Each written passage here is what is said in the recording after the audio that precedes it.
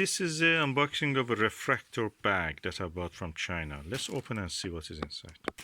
Okay, let's open it. I'm opening it. As you can see, it's quite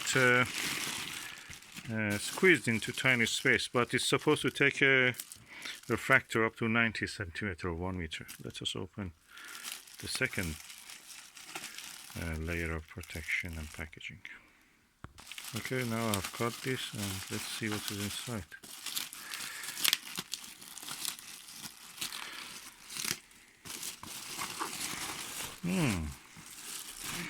As I told, it's quite large.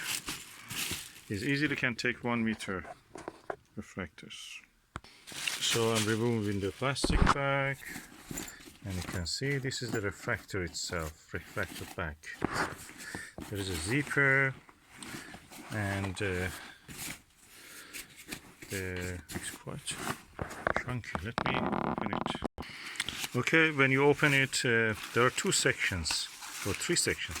This side I was looking for the optical tube, or that side, and this side will be for the mount, and hopefully a little bit of space left for the putting the actual head of the equatorial mount.